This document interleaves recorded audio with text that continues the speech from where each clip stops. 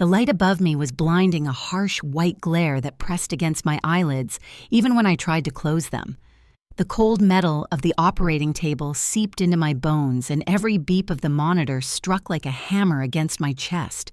I wanted to breathe, but the air felt thick, suffocating, as if someone's hand were wrapped tightly around my throat. I told myself this was the right thing to do. A mother's duty. That's what Clara said. It's your responsibility, Eleanor. You're his mother. Her words still echoed like a verdict I could not escape. But why then did my soul feel so empty? Why did dread coil in my stomach like a living thing, whispering that something was terribly wrong? My name is Eleanor Carter. I am 70 years old. For 5 decades, I worked the land, sold vegetables at the farmer's market, patched torn clothes by the dim glow of an oil lamp. My hands are rough, my back bent, but I carried this family on my shoulders. And now, lying here under the surgical lights, I was about to give up a part of my body, my kidney, to save my eldest son, Thomas. He is 45, once strong and full of laughter, now pale, hollow-eyed, ravaged by disease. I raised him. I nursed his fevers. I cleaned his wounds when he fell from his bicycle. How could I not save him now when his life was slipping away before my eyes? And yet, Clara, his wife, beautiful, polished, with that practiced smile that never reached her eyes. From the moment she married Thomas, I wanted to believe she was a blessing. But the way she looked at me like a general issuing orders to a weary soldier always left me uneasy. In the last few weeks, her voice grew sharper. "Sign the papers. Don't hesitate. He'll die without you." She made it sound like love had no choice, only obligation, as if sacrifice wasn't mine to give, but hers to command. Still, I signed. My shaky hand wrote my name on that consent form, sealing a fate I wasn't sure belonged to me. The nurse's footsteps echoed on the tile. The faint metallic clink of instruments scraped against my nerves. My heart thudded too loud, too fast. I thought of Thomas waiting in the next room, weak and trusting. I thought of Andrew, my younger son, his worried eyes begging me not to go through with this. And I thought of Lily Thomas's little girl, the only spark of innocence left in this heavy house. I prayed she was safe at home, far away from this place that smelled of bleach and final goodbyes. Then bang! The door burst open. A rush of cold air swept over the room, rattling the tray of scalpels and clamps. Everyone froze. A small figure darted through the doorway. Sneakers squeaked against the sterile floor. A girl's voice, trembling but fierce, split the silence. "Grandma, stop. Don't let them do it. I know why my dad is sick." It was Lily, my 10-year-old granddaughter, her hair tangled, her cheeks streaked with tears, clutching an old tape recorder to her chest as if it were a shield. Her eyes locked on mine, wide, desperate, burning with a truth too heavy for a child to carry. The syringe of anesthesia hovered inches from my arm. The nurses stood motionless, staring. My body stiffened, my breath caught. My mind screamed a single, unbearable question. What secret could a child know that would stop a mother from saving her own son? The sound of Lily's cry still echoed in my ears, even as my mind spun backward, dragged into the long road that had led me here. Perhaps you cannot understand unless I take you back to the years when my body was younger, but my burdens already too heavy to carry. I was 25 when my husband George collapsed in our small kitchen, his hand clutching the edge of the table before falling to the floor. A stroke, the doctor said. In one night, the man who had built our house with his own hands became a silent shadow, trapped in a wheelchair, his eyes vacant. For nearly 15 years, I bathed him, fed him spoon by spoon, wheeled him into the backyard for a breath of fresh air. The squeak of those wheels became the soundtrack of my life. People whispered pity behind my back, but I never complained. I had 2 boys to raise. Thomas, my eldest, was always the bright one. Teachers called him gifted, neighbors admired his charm. He spoke with confidence, dreamed of bigger cities, bigger lives. But beneath that brightness, there was always fragility. Every setback weighed on him more heavily than it should. I was his anchor, his shield, the one who told him he could stand up again when he fell. Andrew, my younger son, was different. Quiet, steady, a boy who fixed broken lamps for the neighbors and saved his pennies to buy tools. He never demanded much, but his eyes held a loyalty that reminded me of George before the silence stole him away. I thought my sacrifices would keep us safe. I rose at dawn to sell tomatoes and cucumbers at the farmer's market. I mended clothes until my fingers bled. I gave up new shoes vacations, even medicine for myself, just to pay for Thomas's college classes. When he brought Clara home one spring afternoon, I wanted to believe it was all worth it. She stepped through the door with polished manners, her voice soft, her beauty undeniable. The neighbors whispered again, this time with envy. "Thomas is so lucky," they said. "What a refined young woman." I tried to share their joy. I smiled. I welcomed her. For a time she seemed perfect, serving soup to Thomas, helping him with his medications, telling me gently to rest. But there were moments, quick flashes, that unsettled me. A glance too sharp when she thought I wasn't looking. A whisper on the phone in the middle of the night that stopped the instant I walked by. Once I caught her standing in the backyard, her back rigid, speaking in a low, hurried tone. "Everything is going according to the plan. Don't worry." When she saw me, she laughed nervously. "Just a friend, Mother. Go back to sleep." I wanted to believe her. I forced myself to. Because what was the alternative? That the woman entrusted with my son's life carried secrets too dark to name. Still, I remember the way her eyes lingered on me at family dinners, cold, calculating, as though she were measuring me for something I could not yet see. Even then, a chill crawled through me. And yet, I stayed silent, because silence was easier than shattering the fragile glass of family we had built. But silence, I would soon learn, can be more dangerous than lies. Silence had been my shield, but it became the crack where shadows slipped in. After those first uneasy glimpses of Clara's hidden self, I began to notice more little things at first, the sort of details a weary old woman might have brushed aside. But each one grew sharper, heavier, until they pierced through the quiet I had tried so hard to keep. It was Andrew who spoke first. One evening, he arrived at the house with grease still under his nails, his toolbox rattling at his side. He had been fixing the ceiling fan in Thomas's room when he pulled open the nightstand drawer. "Mom," he whispered, holding up a bottle. "These pills don't have a label. No instructions. Nothing." The white tablets rattled in the plastic like dice being shaken for a dangerous gamble. My stomach tightened. Clara appeared in the doorway almost immediately. Her smile stretched thin. "Those are just supplements," she said, plucking the bottle from his hand before I could even respond. Her laugh was soft, but her eyes were as cold as glass. Later, it was Lily who unsettled me. She was only 10 too young to carry the kind of weight she bore in her small voice. She had come over after school, her backpack sagging, her shoes muddy. She sat at the kitchen table, swinging her legs, and then looked at me with eyes too serious for her age. "Grandma," she whispered, "I heard Mom on the phone last night. She said, once the transplant is done, the data will be complete." Her lips trembled as if she knew she was saying something forbidden. My heart skipped. I smoothed her hair, forced a smile, told her she was imagining things. But inside, a seed of dread sprouted its roots, curling deep. And then there were the nights, too many of them. I would wake in the small hours, the house creaking, the scent of disinfectant clinging to my clothes. From my bedroom window, I saw Clara in the backyard, her figure lit faintly by the porch light. A man waited by the fence, a tall shape in a leather jacket, his face hidden by the brim of a cap. She pressed something into his hand, a small plastic bag, while he slipped an envelope into hers. They moved quickly, like people who knew they should not be seen. I stood frozen behind the curtain, my heart pounding in my ears. When Clara came back inside, her heels clicking on the hardwood floor, I crept back into bed, pulling the covers over my trembling body. I told myself again and again, "Stay quiet, Eleanor. Do not ruin your son's marriage. Do not shatter what little peace this family has left." But silence no longer felt like protection. It felt like complicity. Every time I looked at Thomas's frail body, every time I heard his cough echo through the house, I wondered if I was watching him slip away, not because of fate, but because of hands that claimed to love him.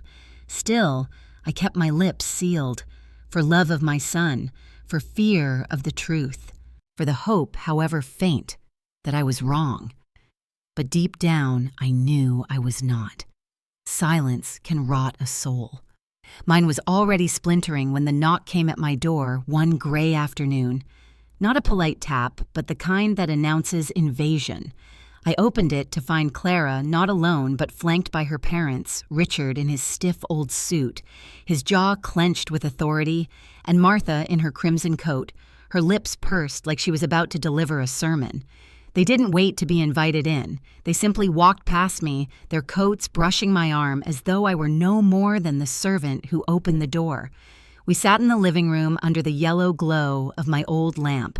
The air smelled of dust and peppermint tea, but their presence turned it sour. Richard spoke first, his voice low and gravelly, like an accusation carved in stone. "Eleanor, it is your duty. A real mother does not hesitate.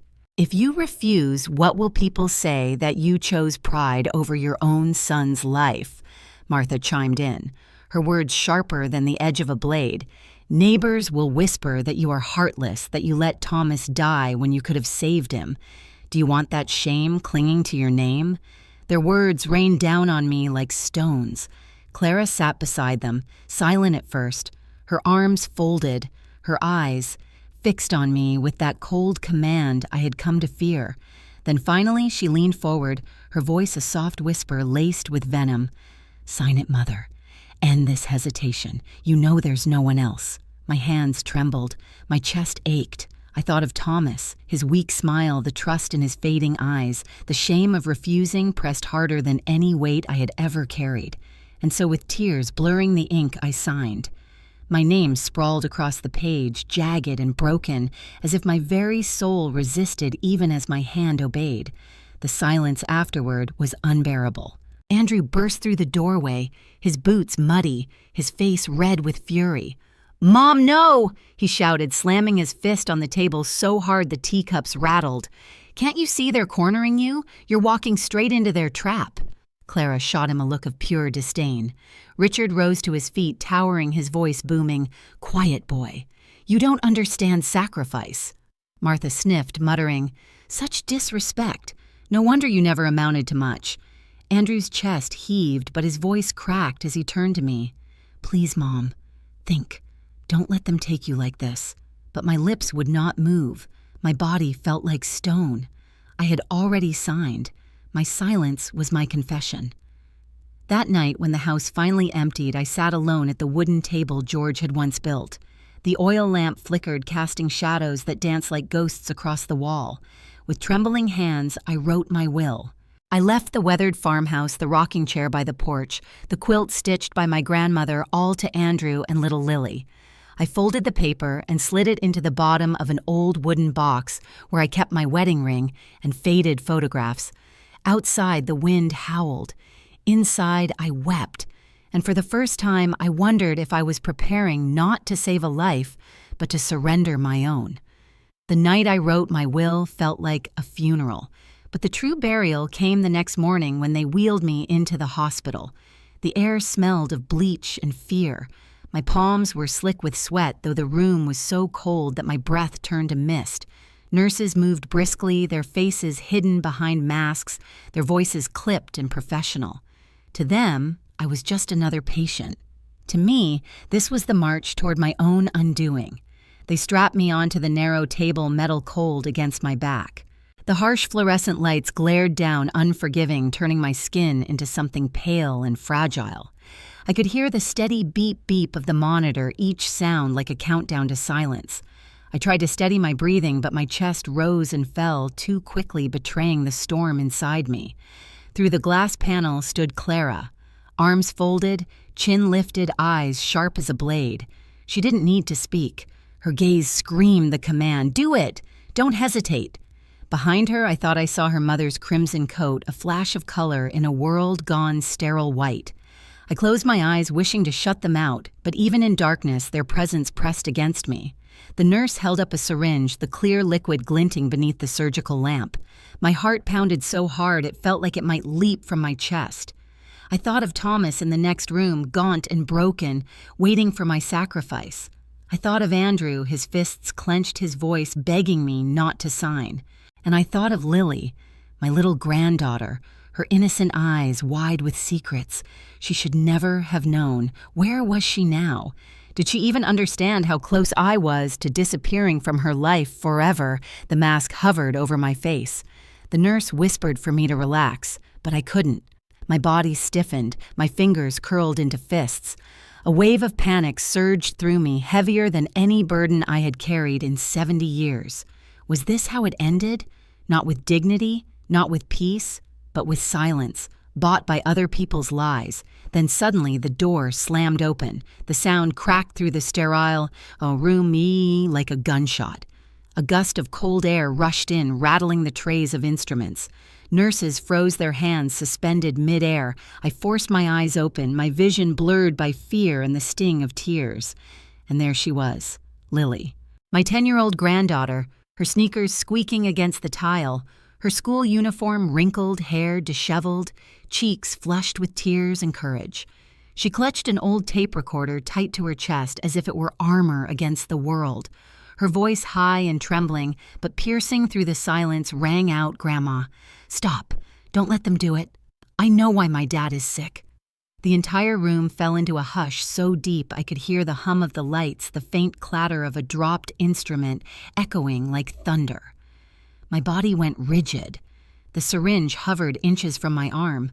Clara banged on the glass, her mouth moving in frantic words I could not hear. All I could see were Lily's eyes burning with a truth too heavy for a child, yet too powerful to ignore.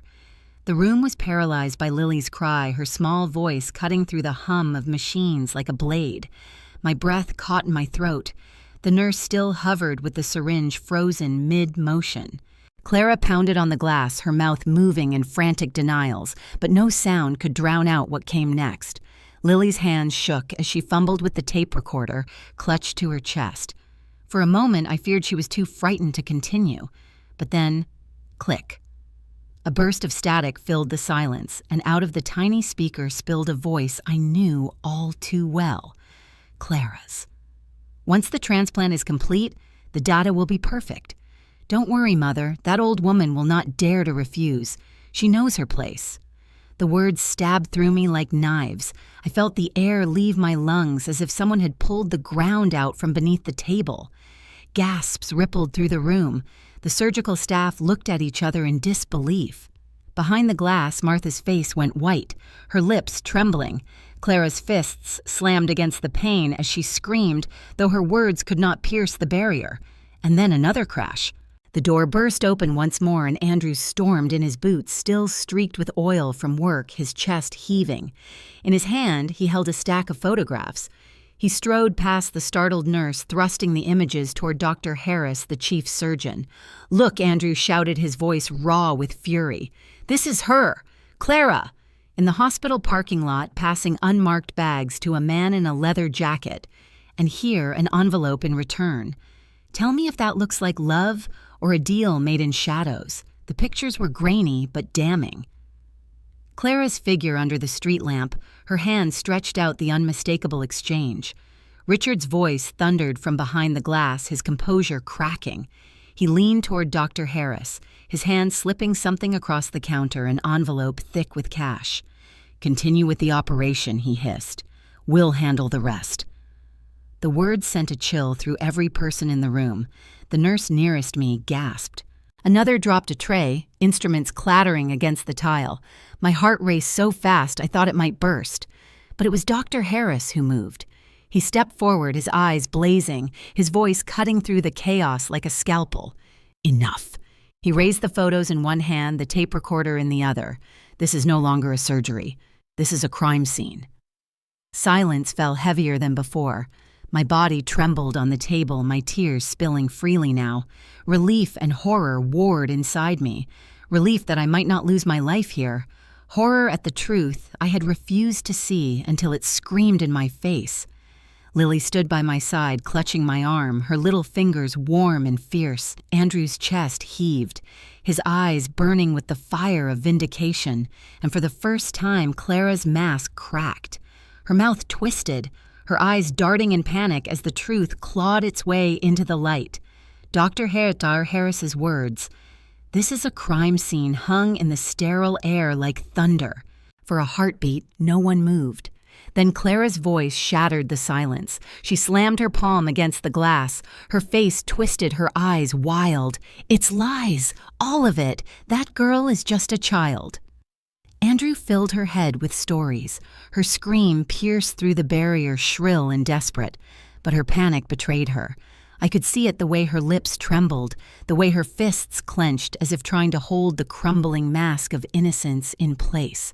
Andrew stepped closer, his voice trembling with rage but steady with truth. "Don't you dare hide behind that child's age. I've seen the bottles, the exchanges, the pills you slipped into my brother's medicine. You've been poisoning Thomas, haven't you? Keeping him sick so you could force this transplant so your scheme could move forward." Clara's face blanched, her body stiff, as if his words had struck her like blows. Behind her, Richard banged on the door, his booming voice shaking with authority long since corrupted. "She has done nothing wrong. Do you hear me? Nothing. Continue the surgery. Don't let this circus stop it." Martha clutched her handbag to her chest, her eyes darting like a cornered animal. But the surgical staff had stepped back. Their masks couldn't hide the disgust in their eyes. Nurses whispered to each other, their hands trembling as if they too realized how close they had come to being accomplices in a crime. And then the wail of sirens cut through the tension. The sound grew louder, closer, until red and blue lights flashed against the frosted windows. Security guards entered first, followed by uniformed officers. Their boots struck the tile in a steady, unforgiving rhythm. Richard tried to protest, shoving forward with his envelope still clutched tight.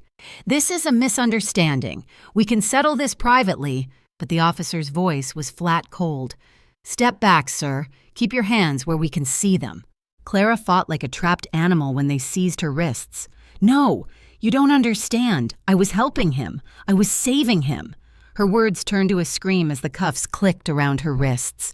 Richard and Martha were pulled aside, their faces pale, their bodies sagging with defeat. From down the hall came a voice so fragile it nearly broke me. "Thomas." They had wheeled him into a recovery room, but the commotion had reached him. His voice cracked, filled with disbelief. "What are you saying? That Clara, that the woman I trusted, was destroying me, destroying us?" I turned my head toward the sound. My son, pale as death, his eyes wide with horror, stared at the officers dragging his wife away. His chest rose and fell, shallow, broken. "All these years," his words faltered into a sob. "The person I thought loved me most ruined everything." I wanted to reach him, to gather him in my arms, but the straps still held me down. My tears streamed freely, mixing relief with grief. The truth had saved me, but it had shattered my son's heart into pieces too jagged to mend. Thomas's cry still echoes inside me like glass shattering in a quiet room. The police led Clara away, her wrists bound her, screams fading down the sterile corridor. Richard and Martha followed their proud shoulders, slumped their faces pale as parchment. And then the silence returned, thick, suffocating, but different this time. Not the silence of fear, but the silence after a storm when the wreckage is finally revealed. Dr. Harris touched my arm gently. "Mrs. Carter, you are safe now. The surgery is canceled. We'll protect you." For the first time in weeks, I could breathe. The straps loosened and my body sagged against the table. Relief surged through me, but it was tangled with grief, raw and jagged. My son was alive, but his heart had been broken beyond repair, and my family, what was left of it, lay scattered like ashes. In the days that followed, Thomas began dialysis. At first, the treatments drained him, leaving him pale and exhausted, but slowly, oh so slowly, color returned to his cheeks. His voice, once faint as a whisper, grew steadier. He could look me in the eye again, though guilt clouded his gaze. "I was blind, Mom," he told me one evening, tears streaking his face. "I let her poison me, and I let her poison us. I didn't protect you." I pressed his hand between mine, rough against fragile. "You're here, Thomas. That's enough. That's all I ever wanted." Andrew became my rock. He moved through the house, fixing everything that was broken, leaky faucets, flickering bulbs, but also the cracks Clara had left in our lives. He stood beside his brother at every treatment, beside me at every doctor's appointment, his quiet strength holding us together. His anger hadn't vanished, but he turned it into something else, protection, resolve. I saw his father's spirit in him, steady and unyielding, and Lily, my sweet Lily. Word spread quickly through the neighborhood, and soon people were calling her the little angel who saved her grandma. She hated the attention, burying her face in my shawl, but I knew the truth. She was the bravest of us all. A 10-year-old who had carried a secret too heavy for her small shoulders, yet still found the courage to speak when the world tried to silence her. One night after the house grew quiet, I lit the oil lamp on my old desk. Its flickering light painted the walls in gold and shadow. I opened my diary, the one I had abandoned years ago, when life became too heavy to put into words. With a trembling hand, I wrote, "Blood does not always make a family. Truth does, courage does, and sometimes salvation comes not from the strong, but from the smallest voice refusing to be silenced. I nearly lost myself to fear, to duty, twisted into chains. But in the end, it was truth and love that kept me alive." I closed the book, my heart lighter than it had been in years. Outside, the night air was cool, the stars sharp against the dark. For the first time in a long while, I felt not only alive, but free. This story touches on sacrifice, secrets, and family struggles. Now I'd love to hear from you. Share your feelings in the comments. What would you do in Eleanor's place? And tell us, from which part of the world are you watching today? Your voice matters here. Don't forget to subscribe to Everyday Family Conflicts so you never miss a story that speaks to the heart.